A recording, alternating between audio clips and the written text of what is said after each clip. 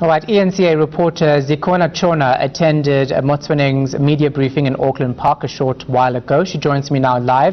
Zikhona, Hlaudi Motsoeneng is unapologetic about the decisions he made while COO.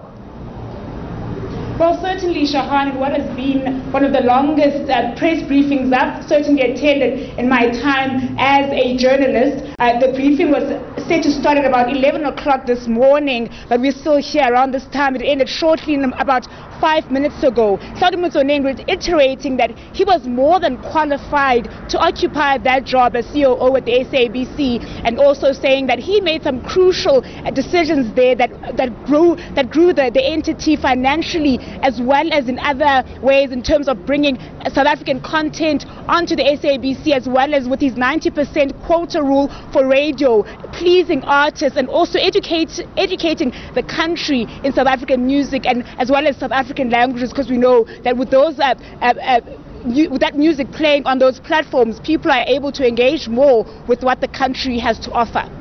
I mean, this guy seems to be full of himself, Zikhona, even saying that some people wanting to be a minister and others their president.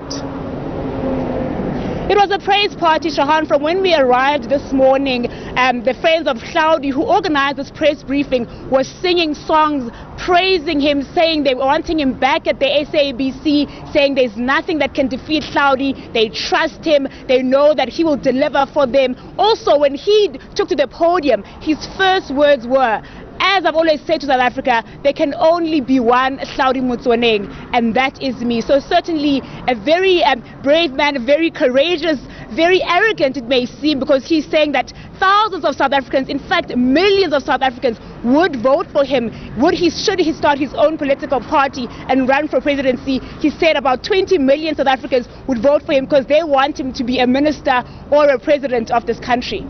And of course, he did mention the SABC 8, the controversy around them and Hlaudi Motsoeneng, no doubt bringing what's been done at the SABC to reality and to light.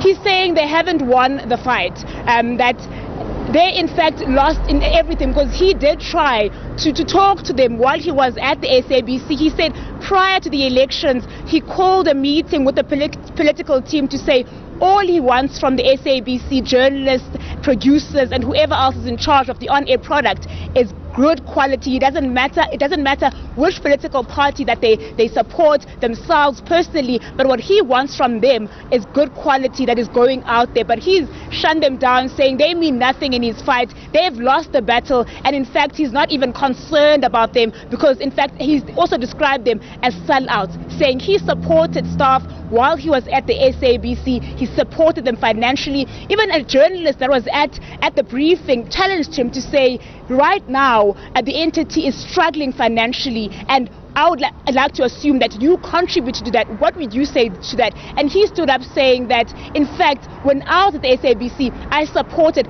each and every single employee that is here, and you can all attest to that. And that journalist left this press briefing very disgruntled and also in disbelief, because they're saying that a lot of employees at the broadcaster are losing their jobs, be it freelancers or permanent employees. At this point, as we speak, people are losing their jobs. And that journalist is basically saying that Hlaudi Motsoeneng can be held reliable for that, because he was at the helm of the SABC during its financial woes.